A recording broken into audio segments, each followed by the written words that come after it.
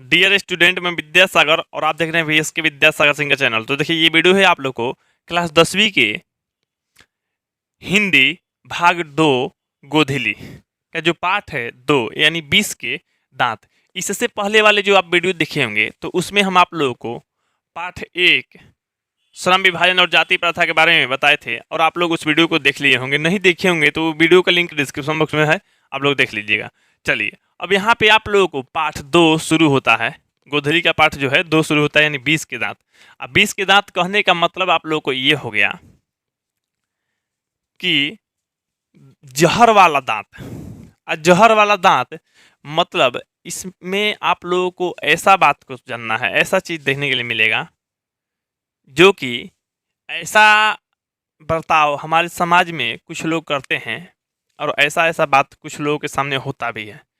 जैसे कहने का मतलब इसमें एक पुत्र और पिता के मदद से दो तरफ मतलब पुत्र और पिता रहेंगे।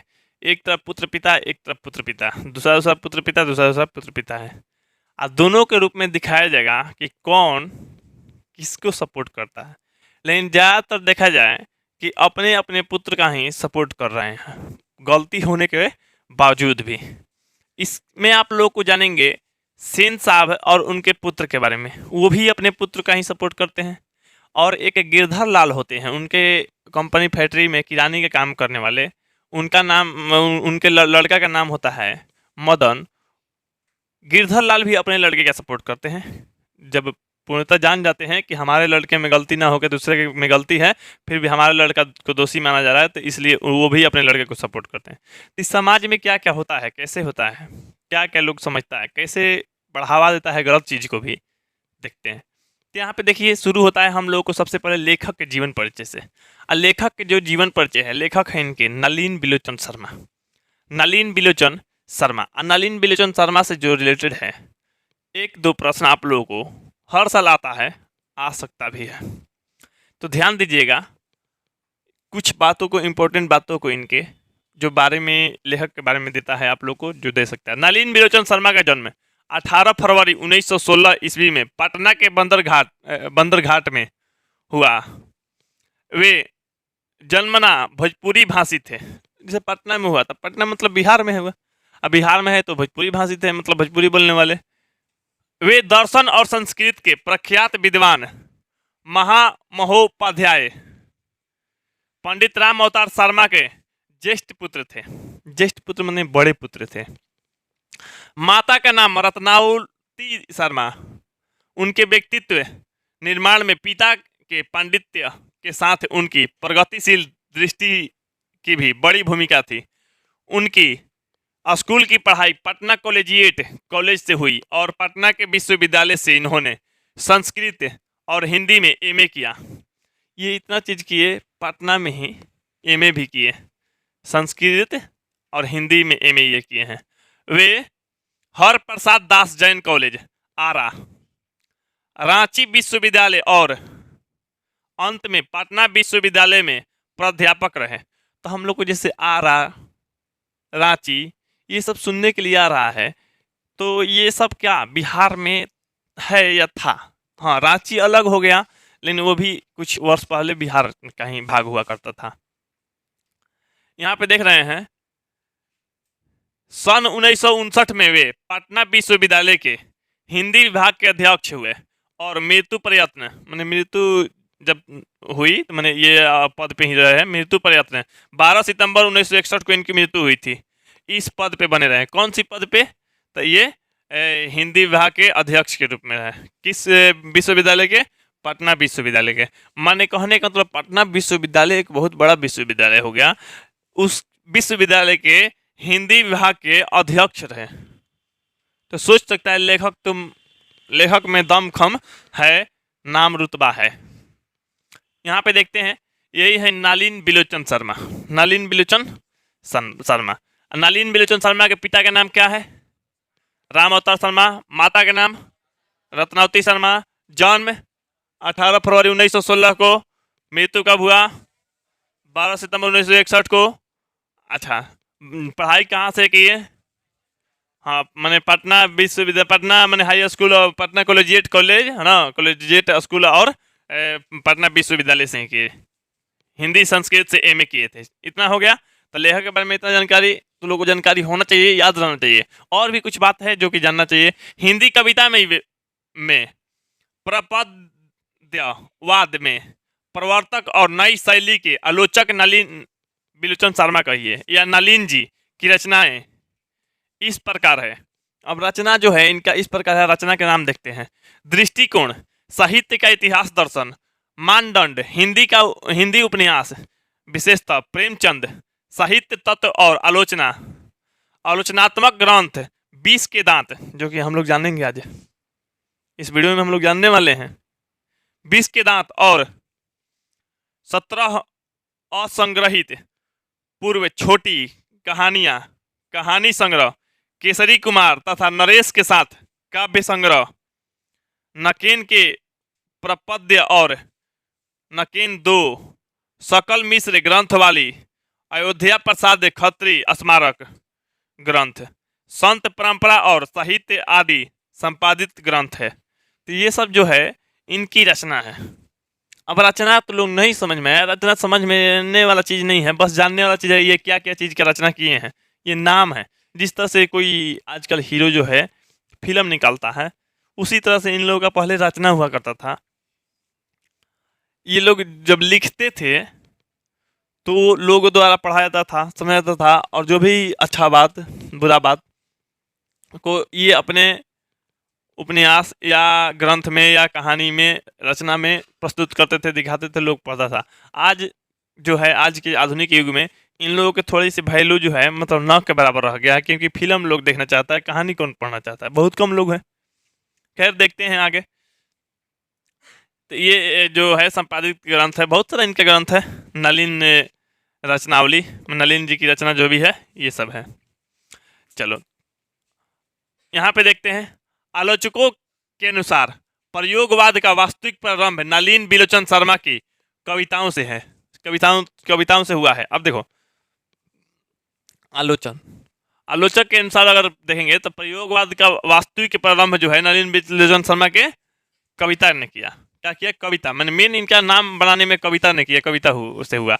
और इनकी कहानियों में मनोवैज्ञानिकता के तत्व समग्रता से उभर कर आए। आलोचना में वे आधुनिक शैली के समर्थक थे। ये कथ्य, शिल्प, भाषा आदि सभी स्तरों पर नवीनता के अग्राही लेखक थे। इनमें प्रायः परंपरागत दृष्टि एवं शैली का निषेध तथा आधुनिक दृष्टि का समर्थन था। आलोचना की इनकी भाषा गठी हुई और संकेतात्मक है। इन्होंने अनेक पुराने शब्दों को नया जीवन दिया जो आधुनिक साहित्य में पुनः प्रतिष्ठित हुए। आधुनिक जीवन में ये क्या हुआ? प्रतिष्ठित हुए। लोग इनको माने पूजा भी करता है। इनके जन्म दिवस पे या मृत्यु दिवस पे श्रद्धांजलि अर्पित करने के लिए लोग इनका पूजा भी करता है, क्योंकि ये हिंदी कला में इतना पूर्ण थे, इतना अच्छा थे, शायद बहुत कम लोग इनके बराबरी कर पाए। इनके जो मैंने परंपरागत दृष्टि है, शैली है, ये सब क्या है? मैंने आधुनिक दृष्टि में क्या है? मैंने समर्थन है, प्लस में वे काथ्य, शिल्प, भाषा सब स्तर में क्या है? नवीनता है हासिल किए हैं। मैंने लिखने के इनके कला सबसे अलग है। कहानी सोचने और दिखाने से भी नहीं हो जाएगा, लिखना बहुत ही बड़ा बात है। उसको लिखा कैसे जाता है ये चीज़ इनको पता था, जो कि सबसे बेस्ट बनाया, इनको नाम कमा के दिया। अभी जो है फिल्म का कोई डायलॉग बोलना है तो हर डायलॉग हर हीरो के लिए अच्छा नहीं लगता है, हर हीरो हर डायलॉग के अच्छा से नहीं उतार पाता है। जो उतार लिया वो उसका तो नाम हो गया। अब इसमें देखते हैं, यह कहानी 20 के दांत तथा अन्य कहानियां नामक कहानी संग्रह से ली गई है। ये कहानी जो है 20 के दांत, ये क्या है? कहानी है एक बार का 20 के दांत। ये कहाँ से? मैंने अन्य कहानियां नामक संग्रह से ली गई है। यह कहानी मध्य वर्ग के अनेक अंतर्विरोधों को उजागर करती है। कहानी का जैसा ठोस सामाजिक संदर्भ है वैसा ही स्पष्ट मनोवैज्ञानिक आशय भी, जिसे ठोस जो भी है, ठोस सामाजिक के संदर्भ है, उसी तरह से मनोवैज्ञानिक आशय भी इसमें छुपा हुआ है। देखेंगे मनोवैज्ञानिक मन के विचार जो है हम लोगों का क्या करता है, क्या कैसे करवाता है। अभी कुछ जो इसमें देखेगा कि गलती करते हुए भी, खराब होते हुए भी लोग अपने बच्चे को सपोर्ट कर रहे हैं। मनोवैज्ञानिकता है, ये पूरा समाज करता है कि अपना बच्चा को अच्छा मानेगा, दूसरा बच्चा को क्या कर रहा है, कैसे करेगा, क्या नहीं, सब मन छोट ही मानता है। तो ये सब क्या बात है। यहाँ देखते हैं, आर्थिक कारणों से भी मध्य वर्ग के भीतर ही एक और सेन साहब जैसों की एक श्रेणी उभरती है जो अपनी महत्वाकांक्षा और सफेद पोशी के भीतर लिंग भेद जैसे कुसंस्कार छिपाए हुए हैं। अब देखो, सेन साहब जो है हर चीज में अच्छा होते हुए भी अपने अंदर क्या है, लिंग भेद। लिंग भेद माने लड़का लड़की में फर्क देखना, ये भी देखा जाएगा हम लोग को कि लड़का लड़की में कितना फर्क करते हैं। माने लड़कियों को उतना स्वतंत्रता नहीं दी जाती है जितना वो अपने लड़के को देते हैं या मानते हैं। यहाँ पे छुपाए हुए हैं देखिए।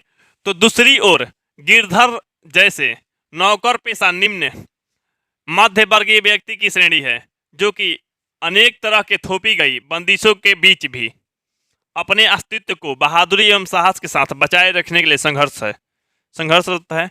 अब इसमें हम देख रहे हैं नौकर पेशी चाहे नौकरी पेशी। अब नौकरी पेशा जो है, माने कहने का मतलब जो जिसे जो छोटे मोटे काम करके जी खा रहे हैं, उन लोगों को अपने अस्तित्व और अपने साहस और बहादुरी को साहस के साथ बचाए रखने के लिए क्या कर रहा है, संघर्ष कर रहा है, लड़ रहा है लोग।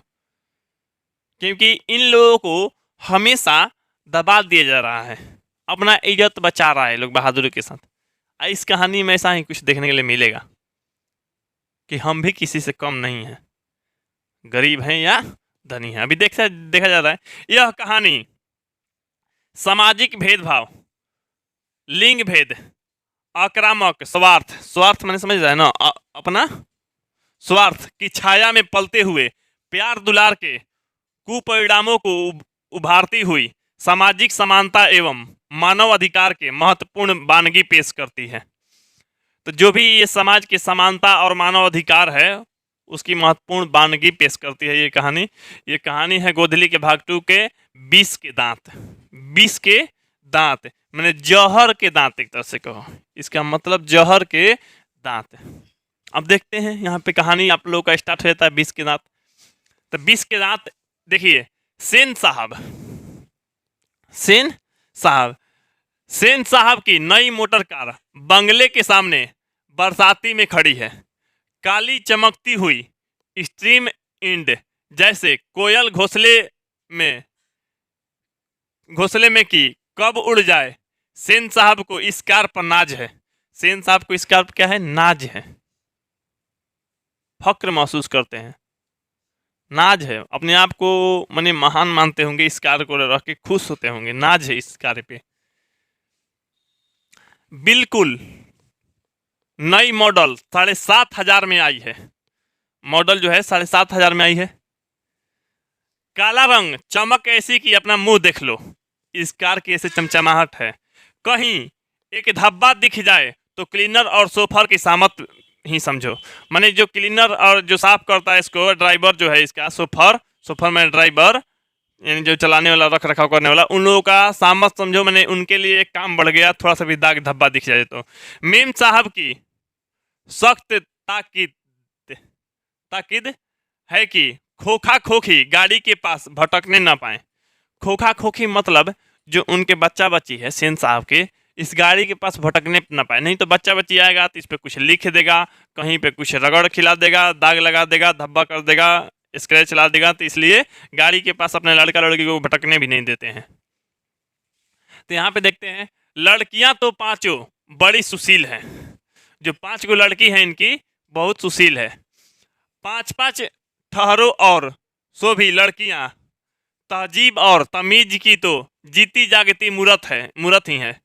मिस्टर और मिसेज सेन ने इन्हें क्या करना चाहिए यह सिखाया हो या नहीं, क्या क्या नहीं करना चाहिए, इसकी इन्हें ऐसी तालीम दी है कि बस लड़कियां क्या है, कठपुतलियां हैं। लड़कियां क्या है, कठपुतलियां हैं एक तरह से। क्या करना चाहिए ये चीज़ सिखाए हैं चाहे नहीं, क्या नहीं करना चाहिए ये चीज़ सिखाए हैं अपने लड़कियों को। क्या करना है ये चीज़ नहीं सिखाए हैं, चाहे जो भी कहो, लेकिन क्या नहीं करना चाहिए ये चीज़ इन लोगों को भली भांति पता है। तो लड़कियां क्या है, तो कठपुतलियां हैं, और उनके माता पिता को इस बात का गर्व है कि हमारी लड़की जो है बहुत ही सुशील है, मेरी बातों को मानती है, मैंने कोई गलती या मैंने कोई गलती लापरवाही ये सब नहीं करती है। तो इस बात को लेकर माता पिता को क्या है, गर्व है। वे कभी किसी चीज को तोड़ती फोड़ती नहीं, वे दौड़ती है और खेलती भी है, लेकिन सिर्फ शाम के वक्त, सिर्फ शाम के वक्त। और चूंकि उन्हें सिखाया गया है कि ये बातें उनकी सेहत के लिए जरूरी है, शाम को खेलना जरूरी है, तब वो खेलती है, नहीं तो वो भी नहीं खेलती। वे ऐसी मुस्कुराहट अपने ओठों पर ला सकती है कि सोसाइटी के तरीकाएं भी इनसे कुछ सीखना चाहे। माने मुस्कुराहट चाहे हंसना जैसे नहीं होता है, बदतमीज की तरह मैंने हंसना, घूमना, इधर उधर के बातें करना, तो ये सब इन लोगों के लिए नहीं है। बहुत ही अच्छा, मैंने इनके लिए सोसाइटी की जो भी तरीका है, तरीका भी अपने आप को कुछ सीखेगा, सीखना चाहेगा तो सीख ले, पर इन्हें खिलखिलाकर किलकारी मारते हुए किसी ने सुना नहीं। मैंने पूरा हंसना या खिलखिलारी मारना में ये सब नहीं है इनके लिए। सेन परिवार के मलाकाती रस्क के साथ अपने शरारती बच्चों से खींचकर कहते हैं, एक तुम लोग हो।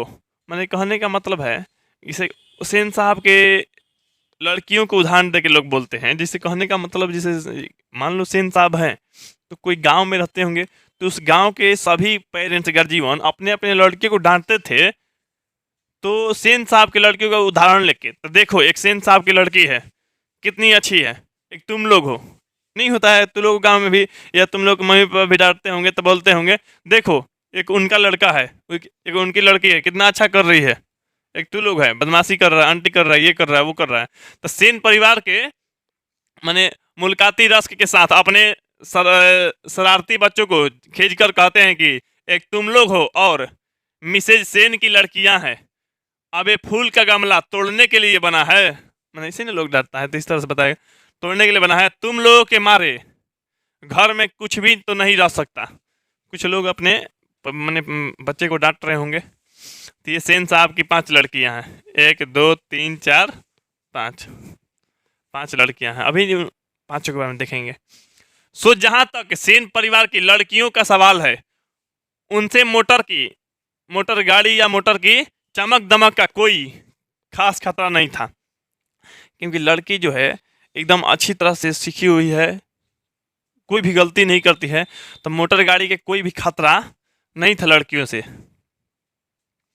लेकिन खोखा भी तो है, खोखा माने उनका लड़का, सेन साहब के लड़का खोखा, जो एक ही है, सबसे छोटा। अब देखो सेन साहब के 5 गो लड़की है और खोखा एगो माने एक ही लड़का है जो कि सबसे छोटा है। खोखा ना उम्मीद बुढ़ापे की आंखों का तारा है, क्योंकि एक ही लड़का है तो बुढ़ापे का सहारा भी है और आंखों का तारा भी है, यानी बहुत प्यारा भी है। यह नहीं कि मिसेज सेन अपना और बुढ़ापे का कोई ताल्लुक किसी की हालत में मानने को तैयार हो, और सेन साहब तो सचमुच बूढ़े नहीं लगते। मैंने सेन साहब जो हैं सचमुच में बूढ़ा नहीं लगते, क्योंकि सेन साहब मैंने बूढ़े के उम्र के जैसा हो चले होंगे, चाहे मतलब गर्जीवन टाइप के, लेकिन बूढ़े लगते नहीं हैं। लेकिन मानने लगने की बात छोड़िए, नहीं होता है कि, लेकिन छोड़िए लगने की बात जो है, मानते ना तो नहीं लग रहे हैं तो उसका बात छोड़िए। हकीकत तो यह है कि खोखा का अविभाज्य तब जाकर हुआ था जब उनकी कोई उम्मीद दोनों को बाकी नहीं रह गई थी। मैंने अविभाज्य मैंने जन्म जब हुआ, खोखा का जन्म तब हुआ जब इन लोगों को उम्मीद नहीं था, उम्मीद छोड़ चुके थे, तब खोखा का जन्म हुआ। उम्मीद दोनों के बाकी नहीं रह गई थी। खोखा जीवन के नियम का अपवाद था, और यह अस्वाभाविक नहीं था कि वह घर के नियमों का भी अपवाद हो। माने ये घर के नियमों का भी अपवाद था, क्योंकि घर के लिए जो भी नियम बनाया था इसके लिए नहीं था, ये उल्टा पलटा करता ही था। इस तरह मोटर का कोई खतरा हो सकता था तो खोखा से ही हो सकता था। मोटर या मोटर गाड़ी का जो खतरा हो सकता था, कार जो इनका एक्सट्रीम एंड का है, खोखा का सही खतरा हो सकता है, बाकी पांचों लड़कियों से नहीं, क्योंकि पांचों लड़कियां क्या है, कठपुतलियां है।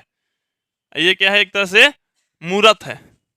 अब देख लो यहाँ पे पांचों लड़कियां है, 1 2 3 4 5, कितनी लड़कियां हैं, 5 लड़कियां हैं। ये सेन साहब की पांचों लड़कियां हैं। अब देखो, अब पांचों लड़की के नाम दिया गया है।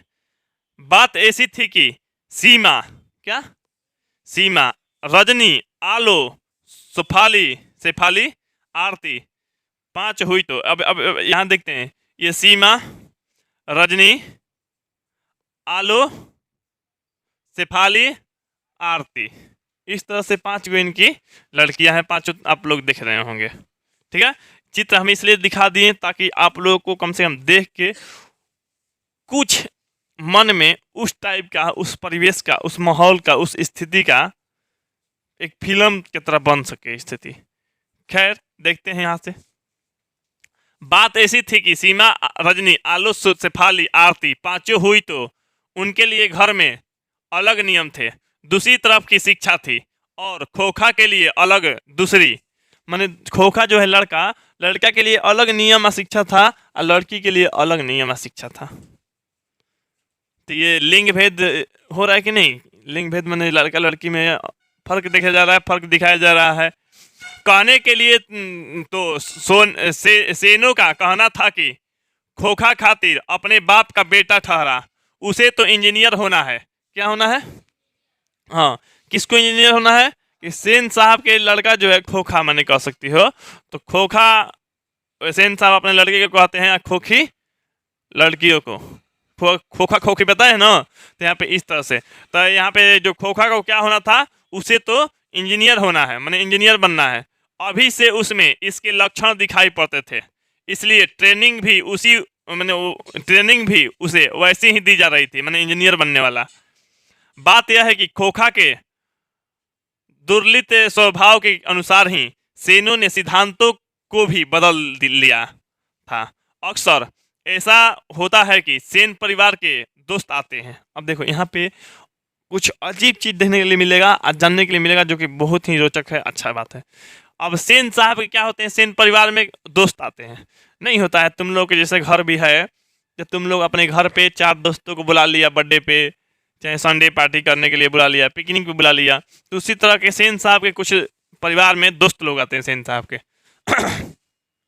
भड़कीले ड्राइंग रूम में बैठते हैं। भड़कीले ड्राइंग रूम माने कहने का मतलब है कि ऐसा ड्राइंग रूम बनाया गया है जो कि भड़कीला, माने कुछ अजीबो गजीब वहाँ पे बनाया गया है चित्र में, अजीबो गजीब दीवार पर चित्र बनाया गया है, या अजीबो गजीब मान लो व्यवस्था बैठने का उठने का जो भी है, थोड़ा बहुत मतलब अलग था। ड्राइंग रूम में क्या गया है, बैठते हैं, और बातचीत के लिए विषय का अभाव होने पर चर्चा निकल पड़ती है। बातचीत का अभाव रहता है, मैंने अब सोचता है कि हम लोग आए हैं कि क्या बात करें, बात का अभाव होता है, बात के बारे में अभाव होता है, उन लोगों को बात नहीं मिलता है, तो बात नहीं मिलने पर क्या करता है वो लोग, जब बात के अभाव होने पर चर्चा निकल पड़ती है कि किसका लड़का क्या करेगा। तब सेन साहब बड़ी मौलिकता और दूरदेशी के साथ फरमाते हैं कि वह तो अपने लड़के को अपने ढंग से ट्रेंड करेंगे। करेंगे क्या, कर रहे हैं, मैंने वो बताएं कि हम अपने लड़के को इंजीनियर बनाएंगे और उसको उसी प्रकार से ट्रेंड करेंगे। करेंगे क्या, कर रहे भी है। आजकल की पढ़ाई लिखाई तो फिजूल है। क्या है, फिजूल है, मैंने ज़्यादातर यूज नहीं हो रहा है। वह तो उसे अपनी तरह बिजनेसमैन, इंजीनियर बनाना चाहते हैं। अब देखिए ना, सेन साहब कहते हैं खोखा 5 साल का हो रहा है, लोग कहते हैं उसे किंडर गार्डन, गार्डन लिखा है, गार्डन हुआ, स्कूल में भेज दो, लेकिन मैंने अभी यह इंतजाम किया है कि कारखाने का बढ़ई मिस्त्री 2-1 घंटे के लिए आकर उसके साथ कुछ ठोक पीट किया करे। मैंने कहने का मतलब है, सेन साहब कह रहे हैं कि हमारा लड़का 5 साल का हो गया है और सब लोग बोलते हैं कि आप क्या करिए ना, कि इसको किडन गार्डन में डाल दीजिए, मैंने पढ़ता रहेगा, कुछ सीखता रहेगा, जानते रहेगा। तो ये बोल रहे हैं कि नहीं, हम सोचते हैं ना कि हमारे जो भी मैंने यहाँ कारखाना में बढ़ई मिस्त्री आता है तो उन लोगों के साथ 1-2 घंटा काम करे ताकि कुछ सीख पाए, जान पाए। इससे बच्चे की उंगलियां अभी से ही औजारों से वाकिफ हो जाएंगी। हिंदुस्तानी लोग यही नहीं समझते हैं। सेन साहब कह रहे हैं हिंदुस्तानी लोग यही नहीं समझते हैं, अपने लड़के को शुरू से ही मैंने काबिल बनाने के लिए उसको कुछ ना कुछ औजार से उसकी उंगलियां क्या करो, वाकिफ करा दो, ताकि जानकारी रहे उस टाइप के। इंजीनियर बनाना है तो इंजीनियर टाइप के व्यवस्था देना पड़ेगा। तो यहाँ पे देखते हैं एक दिन का वाकया है कि ड्राइंग रूम में सेन साहब के कुछ दोस्त बैठे गपशप कर रहे थे। उनमें एक साहब साधारण हैसियत के अखबार नवीस थे। अखबार नवीस माने अखबार को छापने वाले, तो उसमें मैंने साधारण थे, अखबार नवीस थे। और सेनों के दूर के रिश्तेदार भी थे। सेनों के क्या थे, दूर के रिश्तेदार भी थे। नहीं होता है तो दोस्ती में भी कोई ना कोई रिश्ता लग जाता है। जैसे दोस्ती है तो क्या तो तू अपना जोड़ा मामा के घर मौसा के घर इधर उधर के, तो क्या तो उसका भी तय है, उसका भी। तो मैं दूर के इस तरह से रिश्तेदार भी था। वो कौन, तो जो साधारण हैसियत के था अखबार नवीस, वो मैंने सेन साहब के मैं दूर के रिश्तेदार भी थे। साथ में उनका लड़का भी था। किनका लड़का, हाँ अखबार नवीस के लड़का था, जो था तो खोखा से भी छोटा। खोखा से छोटा था, मैंने सेन साहब के लड़कवा से छोटा था। किनका लड़का, अखबार नवीस के लड़का। छोटा पर बड़ा समझदार और होनहार मालूम पड़ता था। किसी ने उसकी कोई हरकत देखकर उसकी कुछ तारीफ कर दी और उन साहब से पूछा कि बच्चा स्कूल तो जाता ही होगा। किसी ने मैंने पूछा कि बच्चा स्कूल तो जाता ही होगा। इसके पहले कि पत्रकार महोदय मैंने कौन, जो अखबार नवीस है, पत्रकार महोदय कुछ जवाब देते, सेन साहब ने शुरू किया, मैं तो खोखा को इंजीनियर बनाने जा रहा हूँ। अब सोचो, ये मैंने कुछ लोग, दूसरा लोग कुछ कह रहा है चाहे नहीं, ये अपना पहले ही चालू कर दिए। तो मैं तो अपने बेटे को इंजीनियर बनाने जा रहा हूँ। और वे ही बातें दोहरा कर वे थकते नहीं थे। मैंने वही बात बार बार रिपीट करते थे। मैंने अपने बेटा को मैंने बड़ा इच्छा है, मैंने थोड़ा दिखाने के लिए, तो हम ये बनाएंगे वो बनाएंगे। पत्रकार महोदय चुप मुस्कुराते रहे। सुन के नहीं होता है कि कुछ लोग फेंक रहा है इधर उधर की बातें, तो वही पत्रकार महोदय चुपचाप सुन रहे हैं। जब उनसे फिर पूछा गया कि अपने बच्चे के विषय में उनका क्या ख्याल है, तब उन्होंने कहा, मैं चाहता हूं कि वह जेंटलमैन जरूर बने और जो कुछ भी बने उसका काम है, उसे पूरी आज़ादी रहेगी। सेन साहब इस उत्तर के शिष्ट और प्रच्छन्न व्यंग पर ऐंठ कर रह गए। मैंने जो पत्रकार महोदय से पूछा गया तो ये बताएं कि मेरे लड़के की क्या रहेगी, पूरी आज़ादी रहेगी। वो पढ़ लिख के बाद में क्या कुछ भी बने, क्या भी बने, तो उसकी पूरी आज़ादी रहेगी। तो सेन साहब क्या किए, वो उत्तर सुन के व्यंग पे मैंने सुन के व्यंग ऐंठ के मैंने चुप रह गया। मैंने थोड़ा नहीं होता है कि लोग किसी आता है चाहे जलन टाइप के कुछ बात हो जाता है, तो उसी टाइप के मैंने चुप हो गया। तो यहाँ पे बात इन लोगों के बीच चल रही है। ये सेन साहब के दोस्त लोग हैं। इसी तरह के दोस्त होंगे उस उम्र में, है कि नहीं, इसी टाइप के दोस्त। लगभग जो सेन साहब हैं कारखाने के मालिक हैं, तो मालिक हैं तो इस टाइप के माहौल बन सकता है उनके लिए, बातचीत होता होगा, ठीक ना। तभी बाहर शोरगुल सुनकर, मैंने बातचीत हो रहा है, और तभी बाहर शोरगुल सुन के सेन साहब उठने लगे। तो उनके मित्रों ने भी जाने की इच्छा प्रकट की। मैंने सेन साहब उठने लगे, ये है सेन साहब मान लो, तो सेन साहब क्या करे, उठने लगे तो उनके मित्र लोग भी मैंने जाने की इच्छा प्रकट की है और उन्हीं के साथ बाहर आए। सब लोग बाहर आया। बाहर सेन साहब का सोफर एक औरत से उलझ रहा था। सोफर मैंने जो ड्राइवर है, सेन साहब का ड्राइवर सोफर, वो उलझ रहा था। औरत के पास 5-6 साल का बच्चा खड़ा था। औरत के पास 5-6 साल के बच्चा खड़ा था, जिसे वह रोकने की कोशिश कर रही थी। मैंने वो एगो औरत जो थी गाड़ी के पास, जो बात बता रहे हैं, एक औरत थी, औरत के पास एक बच्चा भी था। मैंने 5-6 साल का बच्चा था। वो कौन है, क्या करेगा, वो बता दें आप तुम लोग को। तो वो औरत के साथ एक बच्चा था और ये सेन साहब के सोफर में ड्राइवर था। वो औरत ये सोफर में ड्राइवर बहस कर रहा था, उलझ रहा था। इतने में ही जो मैंने औरत से के सोफर जो है औरत से क्या कर रहा था, उलझ रहा था।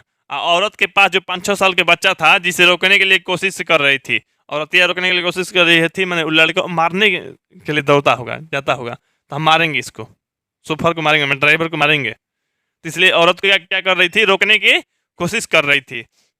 क्योंकि बच्चा बार बार सोफर की ओर झपटता था मैंने मारने के लिए दौड़ता था। नहीं होता है कि हमारा छोड़ दे हमारा, तो होता है ना कुछ लोग, मैंने उसको पकड़ा रहता है आता भी कहता है छोड़ दो छोड़ दो।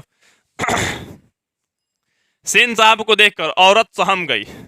अब सेन साहब मालिक थे, अब सेन साहब को देखी तो औरत क्या हुई, सहम गई, थोड़ी सी डर गई।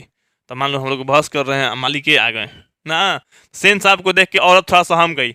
सोफर ने साहब की ओर बढ़कर अदब के साथ कहा, देखिए साहब, मदन क्या आया, मदन क्या, मदन, अब नाम सुन लो, मदन गाड़ी को छू रहा था। गाड़ी गंदी हो जाती, मैंने मना किया तो लगा कहने जा जा, तो मैंने उसे पकड़कर अलग कर दिया। इस पर मुझको मारने दौड़ा। अब उसकी माँ भी आकर खामखा मुझसे उलझ रही है। ये बात कौन कह रहा होगा? सोफरमैन ड्राइवर कह रहा होगा अपने मालिक से, मैंने साहब से, कि देखिए मालिक, चाहे देखिए साहब, हम इस लड़का को हटा रहे हैं तो ये भाग नहीं रहा है, औरत भी उलझ रही है, खामोखा मैंने उलझ रही है, बहस कर रही है, खामोखा मुझसे उलझ रही है। मदन की माँ कुछ कहना चाहती थी, लेकिन सेन साहब के सटे ओठ को देख के चुप रह गई। मैंने सेन साहब चुप थे तो इसलिए मदन की माँ भी मैं चुप रही है। मदन कौन है, मदन की माँ कौन है, बताते हैं। सेन साहब ने बड़े संयत पर कठोर स्वर में कहा, मदन की माँ, मदन को ले जाओ और देखना वह फिर से ऐसी हरकत ना करे। मैंने जो सेन साहब थे बोल दिए कि मदन को ले जाओ और देखना इस प्रकार से ऐसी हरकत कभी न करे। मदन की माँ अपने बच्चे के बाएं घुटने से निकलते हुए खून को पोंछती हुई चली गई। मैंने अपने बच्चे को बाएं घुटना क्या होता है, घुटना मैंने ठेहुना कहा जाता है, तो बायां मैंने ये वाला ठेहुना पे जो थोड़ा सा चोट लगा होगा, मैंने खून निकल रहा होगा, तो वो पोंछती हुई मैंने बाएं घुटने में मैंने निकल रहे खून को पोंछती हुई चली गई। ड्राइवर ने शायद धकेल दिया था तो ये उसको चोट लग गया होगा और उसे वह गिर पड़ा था। लेकिन एक मामूली किरानी क्या बात है, किरानी के बेटे को सेन साहब के ड्राइवर ने धक्का दे दिया और उसे चोट आ गई। तो आखिर ऐसी कौन सी बात हो गई? माने एक मामूली बात हो गया। सेन साहब जो है एक मालिक की तरह साहब हैं, अब साहब के ड्राइवर एक किरानी, वो किरानी नहीं, मामूली सी किरानी। किरानी मतलब होता है जो टाइप राइटर। तो लोग देखा है कभी मशीन पे टाइप करते हुए कोई टाइप राइटर, अब तो कीबोर्ड आ गया, पहले कीबोर्ड भी नहीं था, टाइप राइटर था, टाइप राइटर से टाइप करता था। तो वही टाइप राइटर थे। अब पत्र इनकी अखबार वाला कंपनी में नहीं था, मैंने कारखाना था, तो ये वो वहाँ पे टाइपर थे। कौन? मदन के पिता, मदन के पिता। मदन के माँ और मदन लड़ रहा था ना उनके ड्राइवर से, तो एक तरह से मदन के पिता काम करते हैं, मैंने नौकर जैसा है, नौकरी करने वाले हैं सेन साहब की फैक्ट्री में, यानी ये कारखाना में। तो एक तरफ मान लो मालिक और एक तरफ नौकर के जैसा औकात वाला दो व्यक्ति उलझ रहे थे। तो इसमें कोई बड़ा बात नहीं था, मालिक का जो ड्राइवर है ढकेल दिया, थोड़ा बहुत चोट भी आ गया तो छोड़ो, ये सब छोटा मोटा बात हो गया। ठीक उसी वक्त मोटर के पीछे खटखट की आवाज सुनकर सेन साहब लपके। अब देखें कितना बहस हो रहा है, चल रहा है वैसे, लेकिन अब खटखट की आवाज आ रही थी। तो खटखट की जब आवाज आ रही थी सेन साहब क्या किए, मैंने गाड़ी की तरफ मैंने आवाज सुन के गए। सोफर भी दौड़ा, सोफर मैंने उनका ड्राइवर भी दौड़ा और लोग सीढ़ियों से उतरकर अपनी अपनी गाड़ियों की ओर चले। मैंने सेन साहब तो गाड़ी की तरफ देखने के लिए चले गए, लेकिन सब लोग क्या कर रहा था कि अपने अपने गाड़ियों की तरफ मैंने सीढ़ी से उतर के चले दिया। मैंने सभी ने देखा सेन साहब खोखा को गोद में लेकर उसे हल्की मुस्कुराहट के साथ डांट रहे हैं। अब गोद में ले लिया, अरे बाबू क्या कर रहा है तू, आंटी दिन भर करते रहता है। अब सेन साहब अपना बच्चे को डांट नहीं रहे हैं, यहाँ पे कुछ कुछ किया है खटखट गाड़ी के पीछे, क्या किया है वो देखे बता रहे हैं तो लोगों को, लेकिन गोद में लेके हल्की मुस्कुराहट के साथ डांट रहे हैं। क्या दिन भर तुम गलती करते रहते हो, डांट रहे हैं। और मोटर के पिछली बत्ती का लाल शीशा चकनाचूर हो गया है, मैंने तोड़ दिया है वो। सेन साहब ने मित्रों को संबोधित करते हुए कहा, देखा, अब देख लो, ये तोड़ दिया, मैंने बर्बाद कर दिया अपनी ही गाड़ी। लेकिन फिर भी सेन साहब क्या बोल रहे हैं कि अपने दोस्त को, देखा आप लोगों ने, बड़ा शरारती हो गया है कासू। कासू अब क्या, कासू माने वही खोखा, खोखा का ही नाम कासू होता है, बस खोखा कहते हैं। मोटर के पीछे हरदम पड़ा रहता है। इसकी कल पुर्जों को इसको अभी से ही इतनी दिलचस्पी है कि क्या बताऊं। माने सीधे सीधे सेन साहब अपने लड़कों को बड़ाई एक तरह से कर रहे हैं, कह रहे हैं कि देख लीजिए मेरा लड़का जो है कल पुर्जा और पाठ पुर्जा के बारे में अभी से ही जानकारी लेना चाहता है। मैंने एक तरह से ये अभी से ही इंजीनियरिंग कर रहा है, इंजीनियर है। शायद देखना चाह रहा था कि आखिर इस बत्ती के अंदर क्या है। तब सोचो, एक तो शीशा चकनाचूर कर दिया, ये देखना चाह रहा था, देख सकता है यहाँ पे ऐसा स्थिति कर दिया है। कौन क्या है? कासू। कौन क्या है? कासू। कासू किसका लड़का था? सेन साहब के लड़का था। ठीक है, चलो आगे देखते हैं। यहाँ पे सेन साहब खोखा को जमीन पे रख कर, मैंने गोद में लिए थे ना, उठा लिए गोद में। अरे तू प्यार से उठा लिया, क्या कर रहा है इसे मैंने। तो इस तरह से मान लो अब जमीन पे रख कर अपने दोस्तों के साथ उनकी कार की ओर चले। मैंने उनकी कार मैंने अपने दोस्त लोगों की कार, क्या कि यहाँ जो कार खड़ा था तो बहुत कार था खड़ा था जब शुरुआत में दिखाए हैं तो लोगों को, तो दोस्त लोगों का भी कार खड़ा था। तो दोस्त लोगों के कार की ओर चले क्योंकि वो लोग अब अपने अपने घर जाने वाले थे। इन्होंने अपने मित्रों की भाव भंगिमा देखी नहीं, देखते भी तो कुछ समझ पाते, इसके शक ही था। मिस्टर सिंह अपने कार के पास पहुंचे और सेन साहब को नमस्कार कर दरवाजा खोलने के लिए बढ़े और फिर रुक गए। मैंने कहने का मतलब जो मिस्टर सिंह है, मिस्टर सिंह जो है सेन साहब को प्रणाम किए, दरवाजा खोलने के लिए कहे कि ठीक है हम प्रणाम, हम चलते हैं, है ना। आगे बढ़े या फिर क्या हो गए, रुक गए। उनकी निगाह अचानक सी अगले चक्के पे गई थी। इन्होंने नज़दीक जाकर देखा और परेशानी की हालत में खड़े हो गए। टायर बिल्कुल बैठ चुकी थी। टायर जो है क्या है, बिल्कुल बैठ चुकी थी। इन्होंने टायर एकदम बिल्कुल बैठ चुका था, शायद पंचर हो गया था। पंचर मैं समझता है जिसे हवा निकल जाता है या कुछ छेद हो जाता है, तो पंचर हो गया था। सेन साहब भी आगे बढ़ आए और कुछ झिझकते हुए बोले, कहीं ऐसा तो नहीं है कि कासू ने हवा निकाल दिया। इस बार अपना बात अच्छा सोचे अपना लड़का के विरोध में। मैंने कहा कि कहीं ऐसा तो नहीं ना कासू ने हवा निकाल दिया। ड्राइवर जरा दूसरे चक्के को भी देख लो और पंप से हवा लाकर भर दो, और हाँ कुर्सियाँ लॉन में लगवा दो। लॉन में मैंने इसे पार्क जैसा होता है मैंने बैठने वाला, तब तक हम यहाँ बैठते हैं। मैंने इसे अपना दोस्त को बोले और अपने आप को बैठने के लिए, तो बैठ के हम लोग बात फिर से करते हैं। आप ड्राइवर से मैंने शोफर से बोले कि तब तक क्या करो, चेक करके हवा हुआ भर दो, क्या हवा खोल दिया होगा। तो यहाँ पे देखो ड्राइवर ने एक कार का चक्का लगाकर सूचना दिया कि दूसरी ओर के भी पिछले चक्के का भी हवा निकली हुई थी। मैंने एक वो तो कार के निकला था, दूसरा कार का भी निकल गया था। काम तो कासू बाबू का ही मालूम पड़ता है। वो जो सोफर था, मैंने ड्राइवर था इनका, बोला काम तो कासू बाबू का ही मैंने मालूम पड़ता है।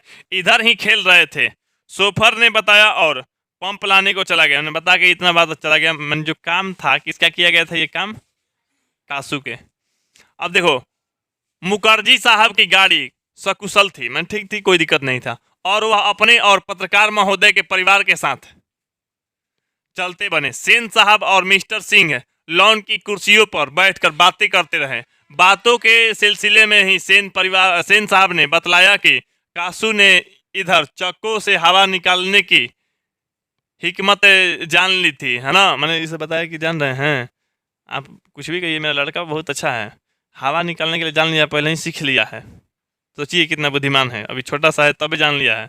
मैंने हर तरफ से अपने बेटे को बड़ाई या इंजीनियर के रूप में दिखाना चाहते थे, अपने दोस्त के सामने दिखा रहे थे, और मौका मिलते ही शरारत कर गुजरता था।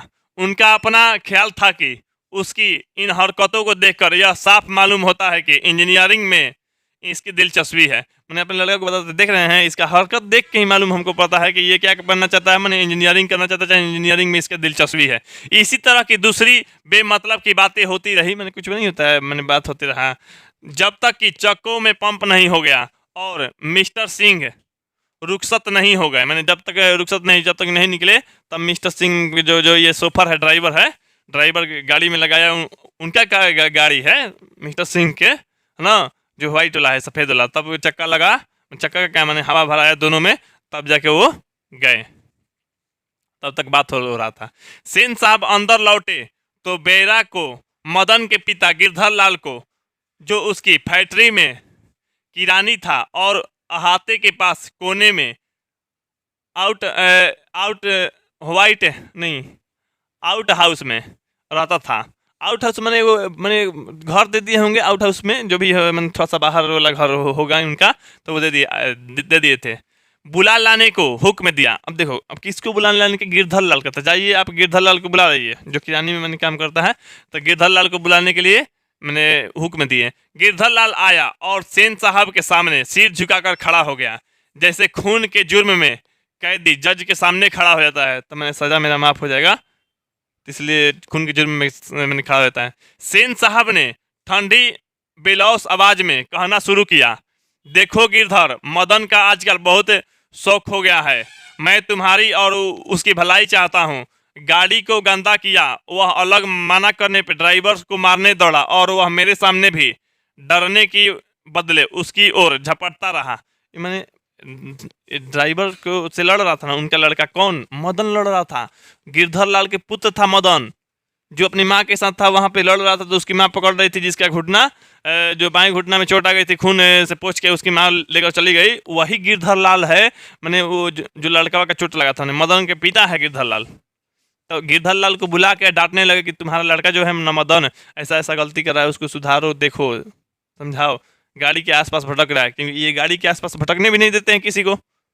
गाड़ी पे इनका नाज है जो गाड़ी रखे हैं। अमाना करने पर डॉक्टर ड्राइवर को क्या कर रहा था? मारने दौड़ रहा था, है ना। ऐसे ही लड़के आगे चल के गुंडे, चोर और डाकू बनते हैं। मैंने ई सेन साहब बताने लगे। गिरधर लाल कभी कभी जी जी कह देता था। सेन साहब के भाषण जारी था। सेन साहब कह रहे थे, समझा रहे थे, डांट रहे थे, आई जी जी बोल दे रहे थे। उसकी हालत क्या होती है तुम जानते ही हो। उसे संभालने की कोशिश करो, फिर ऐसी बात हुई तो अच्छा नहीं होगा। तुम जा सकते हो। मैंने इतना डांट के समझा के छोड़ दिए, है ना। उस रात गिरधर लाल के क्वार्टर से आते ही मदन के चित्कार से सेनों का आरामदेह शयनगार गूंज गया। आराम में खलल पड़ने से कुछ झुंझलाकर पिता सेन ने धर्मपत्नी से बड़ी समझदारी की बात कही। गिरधर खुद समझदार आदमी है। गिरधर जो है खुद समझदार आदमी है। उसकी बीबी ने ही लड़के को बिगाड़ दिया है। मैं इनसे सब सोच रहे हैं। मदन की यही दवा है। मेरी तो तबीयत हुई थी कि कम वक्त की खाल उखेड़ दूं, मैंने मार के खाल उखेड़ दूं। गिरधर ने ऐसी ही कड़ाई जारी रखी तो शायद ठीक हो जाए। Spare the rod and spoil the child. यहाँ पे ये देखो, ये चित्र तो लोग को दिख रहा है, यही है गिरधर लाल। गिरधर लाल जो है टाइप राइटर है, मैंने किरानी का काम करते हैं, टाइप करते हैं, ये देख सकते हैं। ठीक, यहाँ पे देख रहे हैं। माता सेन की नींद उचट गई थी। उन्हें मदन की कातर चिल्लाहट से ज्यादा अपने पति के बकबक पे खींच आ रही थी। मैंने खींच आ रही थी, मैंने गुस्सा कर रही थी, बकबक कर रहे थे। तो मैंने लड़का उतना बहस किया, चिल्लाया तो कोई दिक्कत नहीं था, लेकिन मैंने जो इनकी पति थे, मैंने गिरधर लाल जब चिल्ला रहे थे ना, तो माता क्या आया, बकबक पे खींचा रहा था, मैंने गुस्सा आ रहा था। लेकिन इन्होंने भी अपनी खींच मदन पे ही उतारी, मदन को ही मारे, खींच उतारे इस तरह से। चलो देखो आगे देखते हैं। कमबख्त कैसा कौवे की तरह चिल्ला रहा है, भिखमंगा कहीं का, खोखा की बराबरी करता फिरता है। मैंने ये अपना लड़का को मार रहे हैं, बोल रहे हैं कि कमबख्त खोखा का बराबरी करता है। खोखा मैंने कहा सेन साहब के पुत्र, हाँ मैंने वही कासू, मैं सेन साहब के पुत्र। अब वो तो मालिक थे, मालिक की जैसा बराबरी कर रहे थे, इसलिए इसको डांट रहे थे, मार रहे थे, बराबरी करता फिरता है। मदन का आर्त रुदन रुक गया था। खैरियत थी उसकी सिसकियां सेनों के सैनागार तक नहीं पहुंच सकती थी। लेकिन दूसरे दिन तो बिल्कुल बेढब मामला हो गया। यहाँ पे मामला क्या हुआ देखते हैं।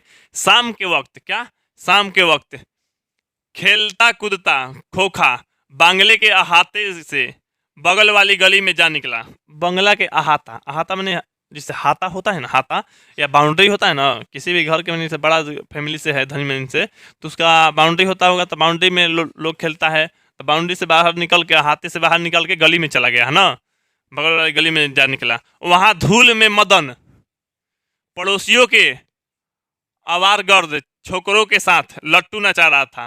खोखा ने देखा तो उसकी तबीयत मचल गई। खोखा जब देखा उनका लड़का तो का तबीयत मचल गई। हंस कौवे की जमात में शामिल होने के ललक गया, मैंने अब ये भी जाके उन लोगों मिल के खेलना चाहता था, लेकिन आदत से लाचार उसने बड़े रोब के साथ मदन से कहा, हमको लट्टू दो। आदत से लाचार मैंने इसलिए था क्योंकि धनी मन गया था, किसी को भी बहस कर देता होगा, डांट देता होगा, लोग इसको मारता डांटता नहीं होगा, लड़ता नहीं होगा इससे, तो थोड़ा सा मैंने कहा जाएगा एक साफ तौर पे बिगड़ गया था।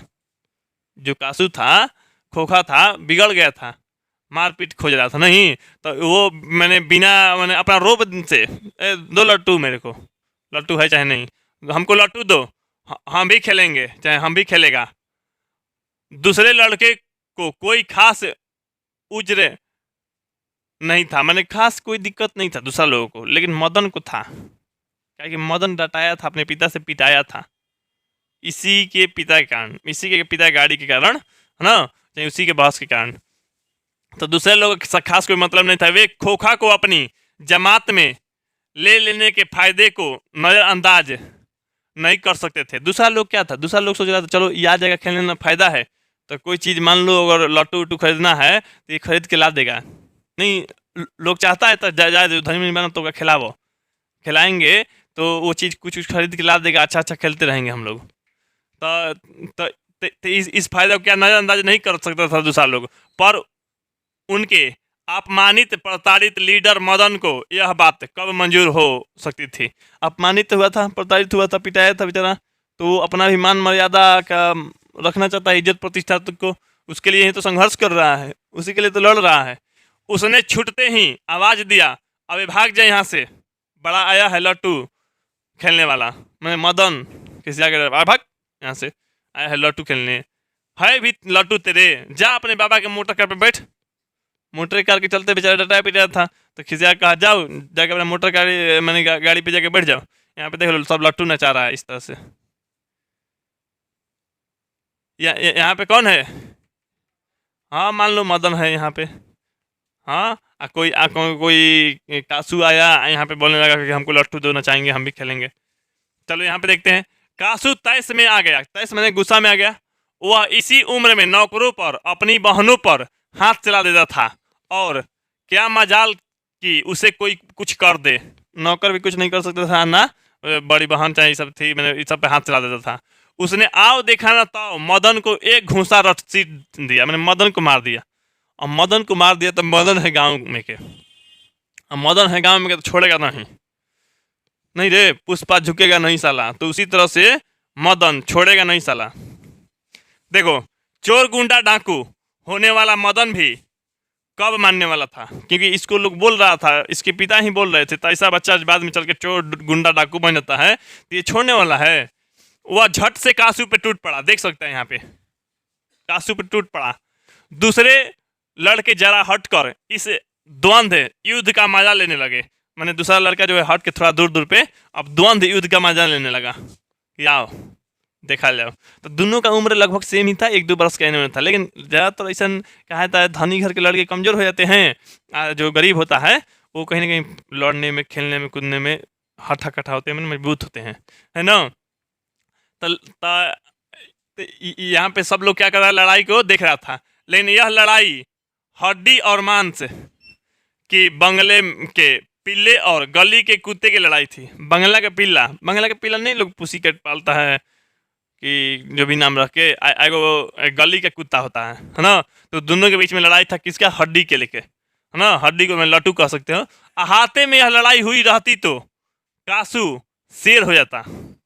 अहाते मैंने अगर बाउंड्री में लड़ाई, बाउंड्री के अंदर हो रहा होता तो कासू शेर हो जाता, डर जाता बेचारा, छोड़ देता, वही मार के भाग जाता। शेर रहता कासू, कुछ नहीं हो सकता था, कोई नहीं उसको बोल सकता था। वहां से तो 1 मिनट बाद ही वह रोता हुआ जान लेकर भाग निकला। कौन? कासू भागल, जान लेके भाग गया। महल और झोपड़ी वाले की लड़ाई में अक्सर महल वाले ही जीतते हैं, कहा जाता है महल वाले ही जीत जाते हैं, महल और झोपड़ी वाले के बीच लड़ाई होगा तो। पर उसी हकीकत में जब दूसरे झोपड़ी वाले उनकी मदन अपने ही खिलाफ करते हैं, लेकिन बच्चे को इतनी अक्ल कहाँ, मैंने बच्चा को कहाँ, वो सब ले दे के मार दिया उसको, लेकिन बच्चों को इतनी अक्ल कहाँ। अब यहाँ देखो, इन्होंने न तो अपने दुर्द मानी लीडर की मदद की, मैंने जो बगल के लड़का है ना लीडर की मदद किया, न अपने माता पिता के मालिक के लाडले की ही की। मैंने ये सब जो लड़का है, इन लोगों के जो पिता हैं, पिता के मालिक कौन होंगे? तो इसके पिता मैंने जो कासू है, कासू के पिता होंगे। तो इस तरह के मैंने कासू के न मदद किया एक तरह से, ना मदन की मदद किया। मैंने किसी को मदद नहीं किया। हाँ, लड़ाई खत्म हो जाने पर तुरंत ही सहमते हुए तितर बितर हो गए, सब लोग भाग गए लड़ाई खत्म हुआ तो। अब यहाँ पे देखते हैं, मदन घर नहीं लौटा। क्यों? क्योंकि डर रहा था। अब डर इसलिए रहा था, तो सेन साहब के सोफर से बहस किए थे तो हम मार खाए थे, डांट खाए थे। इस बार तो उनके लड़का को पीट ही दिए, तो इस डर से वो घर नहीं आया। लेकिन जाता ही कहाँ? सही बात है, अगर छोटा लड़का है घर नहीं आया तो जाएगा ही कहाँ? 8-9 बजे तक इधर उधर मारा फिरता रहा। फिर भूख लगी तो गली के दरवाजे से आहिस्ता आहिस्ता घर में घुसा। उसके लिए मार खाना मामूली बात थी। गरीब के बच्चे को मार खाना मामूली बात है, हमेशा पिटाते रहता है, तो मदन भी मामूली बात थी। डर था बस यही कि आज मार और दिनों से भी बुरी होगी। सही बात है, क्योंकि आज मालिक को ही लड़का को पीट दिए था, पीटा नहीं और भी कुछ कर दिया था, देखो बता रहे हैं यहाँ पे। लेकिन उपाय ही क्या था? वह पहले रसोई घर में घुसा। माँ नहीं थी, बगल के सोने वाले कमरे के से बातचीत की आवाज आ रही थी। उसने इत्मीनान के साथ भर पेट खाना खाया, रसोई में जाकर खाना खाया। फिर दरवाजे के पास जाकर अंदर की बातचीत सुनने की कोशिश करने लगा कि मान लो हमारे बारे में शायद बात कर रहे होंगे, क्या कि हम मार के आए हैं, तो पिता को तो जानकारी मिल गया होगा कि आपका लड़का मारा है, जो भी। तो ये गया सुनने के लिए, तब सुनने की कोशिश की। उसे बड़ा ताज्जुब हुआ कि उसके बाबू मैंने पिता हैं गरज तरज नहीं रहे हैं, मैंने खिसिया नहीं रहे हैं। क्या बात है आखिर? उसकी अम्मा ने कोई बात पूछी जिसे वह ठीक से सुन नहीं सका। तो उसके बाबू ने उलझाकर कहा, अरे भाई, बतलाया तो था साहब ने सिर्फ यही कि आज से तुम्हारी कोई ज़रूरत नहीं। मैंने अब सोचो, इनके पिता को हटा दिए थे, सेन साहब क्या कर दिए? भगा दिए, तो जाओ तुम्हारी अब कोई ज़रूरत नहीं है। यानी सोचो, सेन साहब मैंने ये कह रहे हैं, तो मैंने मदन के पिता मैंने बोल रहे हैं कि आज से कोई ज़रूरत नहीं है। इतना ही मैंने कहा, मैंने साहब ने क्या कहा? साहब ने सिर्फ इतना ही कहा कि आज से तुम्हारी कोई ज़रूरत नहीं है। जान रही ये घटना की मैंने क्यों हुआ है? क्योंकि मदन जो है कासू को मार दिया था, क्योंकि सेन साहब के जो पिता ये पुत्र था कासू, तो कासू को मार देने के कारण ये सेन साहब गिरधर लाल को अपने फैक्ट्री में से निकाल देते, जाओ तुम्हारी कोई काम नहीं है, ज़रूरत नहीं है, कल से मकान छोड़ देना और अपनी तनख्वाह ऑफिस से ले लेना। अब सोच लो कितना मूर्ख सेन साहब है कि एक छोटा सा बच्चा के झगड़ा पे लेके मैंने इनको भगा दिए, केवल अपना बेटा को सपोर्ट करने के लिए, स्वार्थ के लिए कि हमारा लड़का महान है, ऐसा वैसा है। मदन के काम की कोई बात नहीं हो रही थी, मदन के बारे में कोई बात नहीं, मदन को पीटा जाएगा कि नहीं, मदन के बारे में बात ही नहीं चल रहा था, क्योंकि मदन सुन रहा था बाहर से। उसकी सजा की तजवीज होती रहती तो सुनने की कोशिश भी करता। मैंने वो सोचा कि हमारे बारे में बात ही नहीं हो रहा है। अब यहाँ पे देखो, वह दबे पांव बरामदे में रखी चरपाई की तरफ सोने के लिए चला तो अंधेरे में उसका पैर लोटे से लग गया। अंधेरे से जो है उसका पैर जो है लोटा से लग गया। लोटे की उंठन की आवाज सुनकर गिरधर लाल बाहर निकल आया और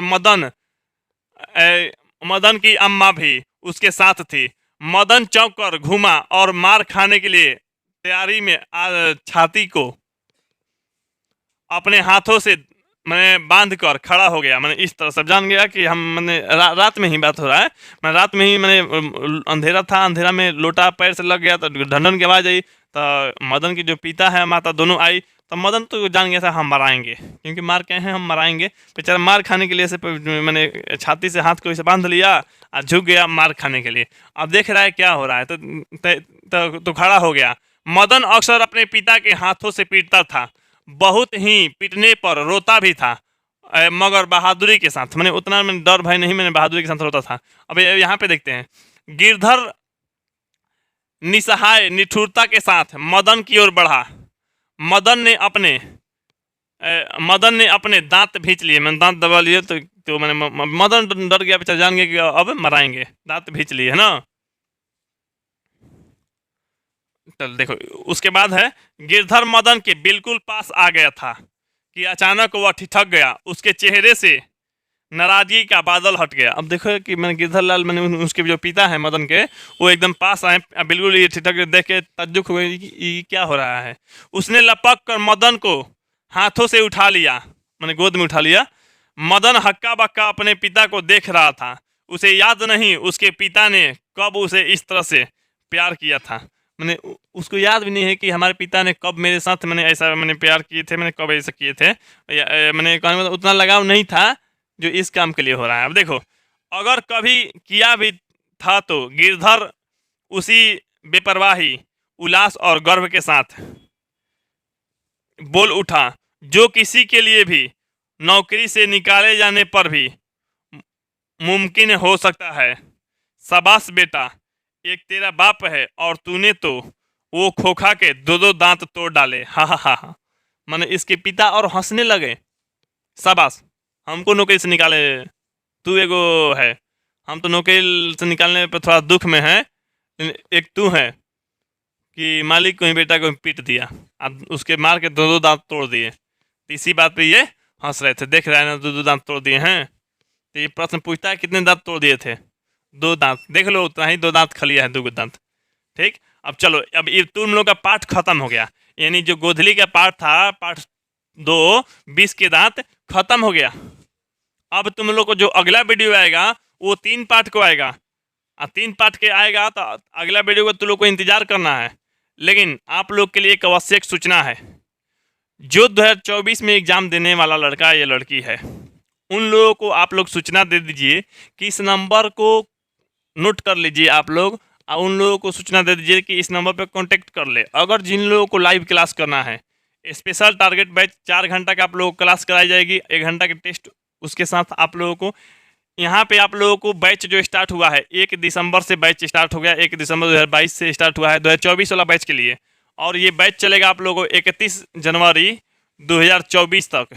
तो आप लोग मौका हाथ से जाने ना दीजिए। यहाँ पे 14 महीना की तैयारी हो रहा है। 14 महीने की तैयारी में आप लोगों को मैथ 3 बार ख़त्म करा दी जाएगी। मैथ आप लोगों को 3 बार ख़त्म कराने के बाद आप लोगों को बाकी सब्जेक्ट भी 2-2 बार आप लोगों को ख़त्म हो जाएगा। माने बारी बारी से मैथ या ऑल सब्जेक्ट आप लोगों को धीरे धीरे पढ़ाई होता रहेगा। मैथ 3 बार और बाकी सब्जेक्ट 2 बार पढ़ा दी जाएगी। इसमें 4 घंटा क्लास चलेगा डेली, 1 घंटा का टेस्ट चलेगा आप लोगों को। उसके साथ साथ आप लोगों को पढ़ने के लिए ऑल सब्जेक्ट, मतलब उर्दू छोड़ के ऑल सब्जेक्ट का chapter wise PDF, assignment paper, notes, उसके साथ साथ एनिमेशन वीडियो, जैसे मान लीजिए कोई साइंस का वीडियो देख रहे हैं या मैथ का ही देख रहे हैं, या मान लीजिए कोई भी प्रयोग का लैब में जो भी प्रयोग हुआ है वो सब देख रहे हैं, तो आप लोग एनिमेशन वीडियो के द्वारा देखने के लिए ये सब वीडियो आप लोग को मिल जाएगा। मैंने कार्टून वाला वीडियो के जैसा लाइव क्लास भी मिलेगा, मेरा क्लास भी आप लोग को पढ़ने के लिए मिल रहा है। उसके साथ साथ 2 विशेषता यहाँ पे बढ़ जाता ही है, जो कि एक तरह से इसकी खूबी है। जैसे आप लाइव क्लास करेंगे तो आप मेरे से बोल के पूछ सकते हैं, आप मतलब माइक ऑन कीजिएगा, बोल सकते हैं, जो कि कहीं पे हो सकता है ना मिले आपको, लेकिन वहाँ पे लाइव क्लास में बोल सकते हैं। अपना कैमरा ऑन रखिएगा ताकि हम आपको देखते भी रहेंगे, उस तरह के पढ़ने के लिए माहौल मिलेगा। यानी 4 घंटा लाइव क्लास, 1 घंटा का टेस्ट, 5 घंटा हो गया, 7 घंटा पढ़ने के लिए घर पर रूटीन आप लोग को दे दिया जाएगा और उस तरह का माहौल बना दिया जाएगा। तो 7 घंटा घर पर पढ़िएगा, यानी 12 घंटा। अब 12 घंटा पढ़िएगा तो आप लोग को 80% रिजल्ट फिक्स है, आप लोगों को गारंटी है इसकी, 80% रिजल्ट आएगी। 14 महीने की तैयारी होने वाला है आप लोग को। इसके लिए 300 रुपया फी आप लोग को लग रहा है, यानी 21 रुपया महीना। अब इतना कम महीना पे आप लोग को अच्छा तैयारी हो रही है, तो आप लोग इस नंबर पर कांटेक्ट कर सकते हैं, या जो भी आप लोग के घर में 24 वाला बच्चा जो होगा मैट्रिक एग्जाम देने वाला, उन लोग को ज्वाइन करा सकते हैं। तो ठीक है, आप लोग इस नंबर पर कांटेक्ट करने के लिए अपना नाम और जिला का नाम और बोलिएगा कि सर हमको स्पेशल टारगेट बैच ज्वाइन करना है, आप लोग को ज्वाइन करा दिया जाएगा। तो ठीक है, आप लोग को इस वीडियो के बाद जो है आप लोग को अगला वीडियो, यानी आप लोग को 3 पार्ट के वीडियो में हम लोग मिलते हैं। तब तक के लिए आप लोग को जय हिंद, जय भारत, वंदे मातरम।